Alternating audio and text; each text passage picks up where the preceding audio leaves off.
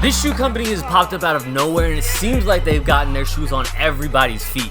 But guess who they didn't pay to do a video on their shoes? This guy. Right here, it's me, it's Christian. Hi, how are you? This is the review of CARIUMA's Catiba Pro. I don't know if you guys have seen these percentages or not, but y'all need to help me out with that, so send this channel to your homies. And CARIUMA is not sponsoring this video, but they did give me every colorway of the Catiba Pro.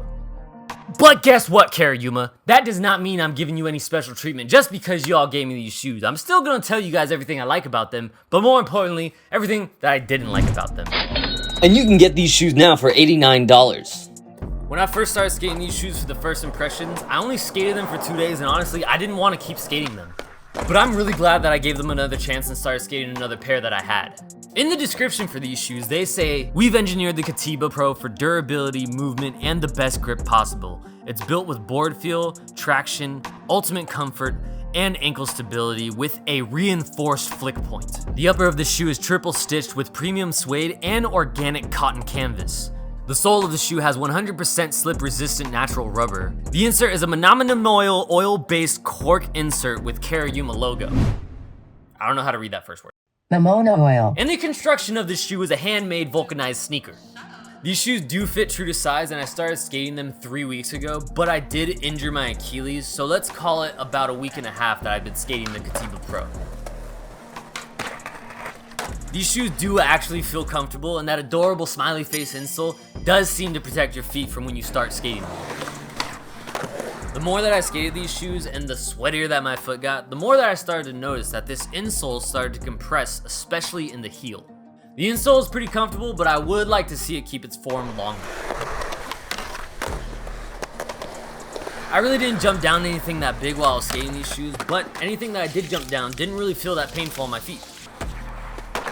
But if you're trying to jump down something that's taller than you, then definitely throw some insoles in these. As a rule of thumb, in general, if you're jumping down anything bigger than you, definitely put some insoles in your shoes because it's gonna hurt.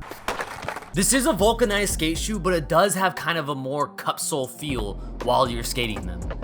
The majority of the time that you get a vulcanized skate shoe, it's going to have a very quick, responsive flick. And that is usually because the vulcanized part of your outsole around your toe has a very defined edge. I'm talking pointier than a piece of metal that's been bent to 90 degrees in order to shave yourself. But you don't get that super 90-degree angled edge on the toe with this shoe. The edge of this toe is a little more rounded and makes you feel like you're able to break this shoe in a little bit quicker and easier than your traditional vulcanized skate shoe. After the first session with these shoes, they had already felt broken in and loose. Which is cool. You know, I know a lot of skateboarders like their shoes to be nice and loose very easily. But for me, I like my shoes to be as stiff as long as possible. So I wish they would have kept their stiffness a lot longer.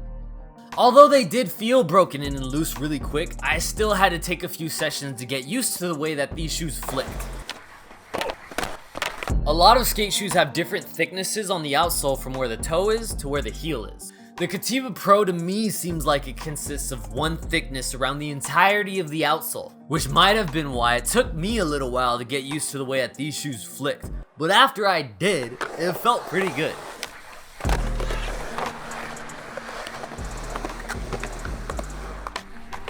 I did more damage to this outsole than I did to the entire upper.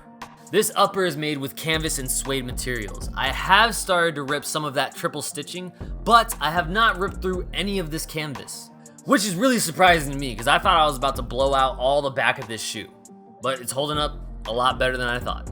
And these shoelaces are actually in a good spot because I am barely starting to scratch these laces, and not ripping any shoelaces is always a good thing for me. And by the way, I'm not making any more merch because I'm working on creating an unbreakable shoelace for skateboarding. So, I will let you guys know when they are available. That's a sample. I still need to test a ton of them. Now let's talk about the elephant in the room. It's the logo on the side of the shoe. When I got these shoes for the first time, they gave me one of each colorway. I only skated one of the colorways before I started skating this colorway. And I kept the rest of the colorways to keep as my daily shoe for when I'm not skateboarding.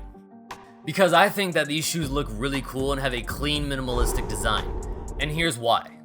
When you design something, there are purposes and reasons for graphics, logos, and lines to be in certain positions. So when I saw that they took a classic skateboarder shoe silhouette and manipulated the shape of the suede around the toe to fit the shape of their logo, I not only thought it looked cool, but I also thought it was a very good design.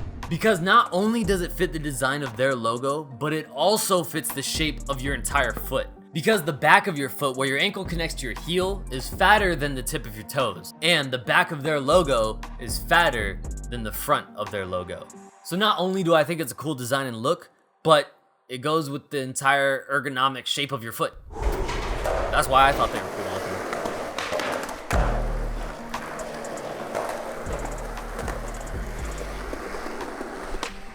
Everybody else didn't like the logo on the side of the shoe. I'm like the only person that was like, that's dope.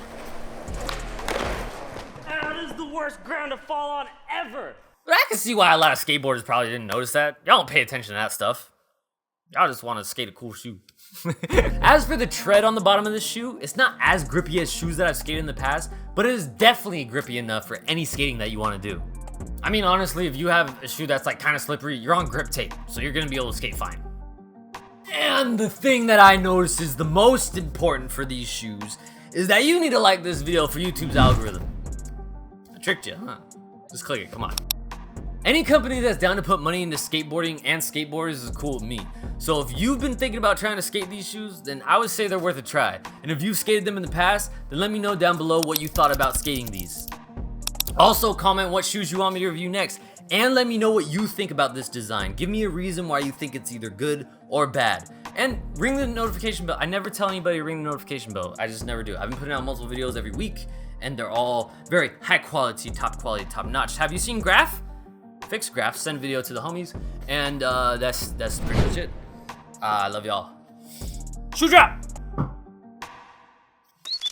Whoa! Look at. Oh, because these shoes, when you get these shoes, they plant a tree, but they didn't tell me that if you just bury the shoes, then a tree comes up. So when you're done skating them, just bury them. And you get a free tree. Get a tree real quick too. You see how quick that was? Don't do that. Don't bury these shoes. Actually, if you bury them, would they be okay? I don't know. They're all organic and stuff. I don't know. If you watched this far, comment chicken fried rice. Okay, love you. Bye.